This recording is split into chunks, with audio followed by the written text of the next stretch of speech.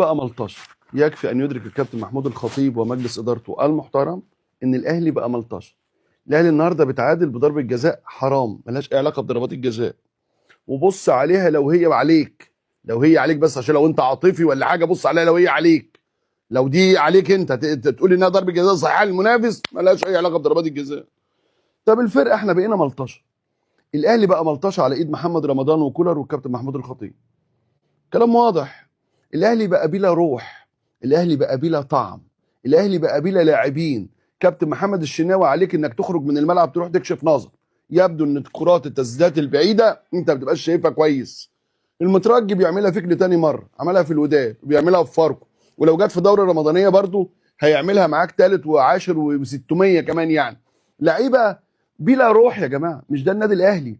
الجمهور حتى قاطع الفرقه من ساعه حركه محمد رمضان لما قال لهم يلا ما تحيوش الجمهور ده. الجمهور ده ايه ده؟ الجمهور ده بص تلاقي الجمهور مثلا بتاع 100 واحد ولا 150 واحد، وبعد ما كان الخطيب هيعتذر لهم قالوا لا ما تعتذرش. اهو يا عم بص الجمهور كام يا عم، بص جمهور الاهلي كام يا عم، بصوا وديتوا الجمهور فين يا رمضان انت والخطيب، او بصوا الجمهور فين عدده كام.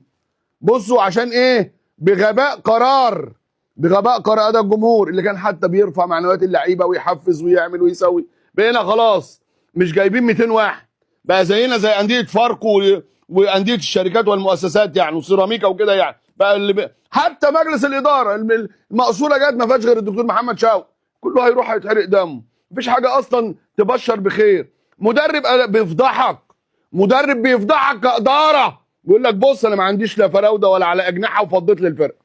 اقسم بالله العظيم بيفضحك متعمد كمجلس اداره وكنادي. يقول لك فين اللعيبه اللي العب بيها؟ بيلعب لك عمر كمال وكريم الدبيس، ما عندكش غير حسين الشحات، وبيلعب لك بفرود امام عاشور اللي ما فيش ولا محاوله تهديفيه في الشوط الاولاني. لولا محمد معروف الله يكبر بخاطره كان بيدور لنا على ضربه جزاء واحده بتاعت حسين الشحات استحاله تحسبها، والثانيه عادها 9000 مره. وفي الاخر بقى عايزين نشوف تسجيلات الفار، قال له يا عم ما تحسبها الله يسترك ده النادي الاهلي، ده النادي الاهلي احسبها له يا عم، يا عم احسبها له يا سيدي كده. ما عندناش فرص تهديفيه ضايعه، فرقه عاجزه، لعيبه مشلوله فكريا وفنيا وما عندهاش اي روح ولا اي حماس ولا اي اصرار. وتعبنا من قولة الكلام ده. جبت واحد ادم ونحس على الفرقه، ادم ونحس على الفرقه، لا عمل لك تجديدات ولا عمل لك صفقات ولا عمل لك علاقات وافسد علاقتك بالجمهور. لا وتقول لي مش عارف ده اصله طيب. طيب يا عم جوزه اختك، جوزه بنتك، جوزه اي حاجه، لكن تشغله ما هي مخروبه اهي. شوف قعده يوسف ايمن حافظ وهو قاعد بره ودماغه فين، الراجل نايم على الدكه بره. صفقه مضروبه اتصرف عليها 600,000 دولار لنادي الدحيل. حرام عليكم انتوا عاملين في النادي كده ليه؟ عاملين في الاهلي ليه كده؟ الاهلي ما يستاهلش منكم كده. الاهلي اللي عمل لكم قيمه كلكم كمجلس اداره وكاداره نادي وكاداره كوره وكلكم. ليه عاملين في الاهلي كده؟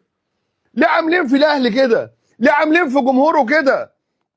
ليه اللعيبه دي بتلعب النهارده؟ والله دي لعيبه ما عايزه تكسب، وحياه سيدنا النبي اقسم بالله دي لعيبه ما عايزه تكسب. لا روح لا حماس لا اصرار ولا مدرب عاوز يكسب ولا تنظيم في الملعب ولا شكل للفرقه. المدرب بتاع فاركو ليدنج طول الماتش عليه. ده هم لو داسوا في اخر ربع ساعه يكسبوه. ده دفاعك كله تحس ان هو مثلا لسه بيتعلم الكوره، لسه في كي جي 1، لسه بيستهجى الكوره، لسه بيقول يعني ازاي نمرر وازاي نباصي وازاي نقفل وازاي نضغط وكده. شوف الراجل المترجي وهو بيشوط ورامي ربيعه واقف ولا همه يرن خلخاله. يا جماعه حرام عليكم بجد والله العظيم، حرام عليكم والله، حرام عليكم والله، حرام عليكم تعملوا في النادي الاهلي كده وفي جمهوره كده. طفشتوا الجمهور وطفشتوا اللعيبه وجبتوا لنا الضغط وجبتوا لنا السكر وحرقتوا دمنا، وانتوا قاعدين على الكراسي ما فيش واحد فيكم بيطلع يكلم الناس. مصدرين المساله كلها. قول لهم يا شوبير، قول لهم الاهلي بمن حضر يا شوبير، قول لهم الاهلي على الحلوه والمره معايا يا شوبير. ايه اللي جاب المر اصلا؟ ما انتوا اللي جبتوا المرار.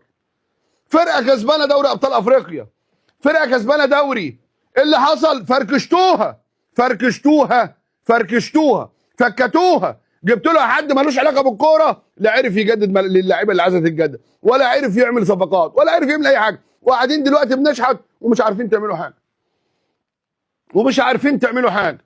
هنعلن ايه بقى؟ نعلن عن صفقه، نقول بنتفاوض مع فلان. انت النهارده كام يا باشا؟ النهارده 22 يا باشا، 22 يناير. عبد القادر اللي قلنا قد 100 واحد من اللي انتوا بتفاوضوه مش عارفين ترجعوه. العلاقات بين اللعيبه والمدرب كده كانهم اعداء الاخوه الاعداء. لما يطلع لعيب عندك يقول لك ما بيوجهنيش زي رضا سليم المغربي، بلاش عبد القادر ده ابن اللذينه ده اللي راح قطر ده وعايش في قطر ومبسوط ومش عاوز يرجع اصلا، وانت ما طلبتش انه يرجع، يقعد متخاصم مع المدرب 8 شهور و22 يوم. طب رضا سليم قال لك ما حدش بيوجهني. انتوا فين؟ انتوا فين بجد؟ حرام عليكم يعني. يا كابتن الخطيب لو انت تعبان استقيل. تعبان استقيل. مش قادر تدير استقيل. الله يرحمه العمري فاروق كان شايل بلاوي في النادي، ما كانش حد حاسس باي حاجه اداريه.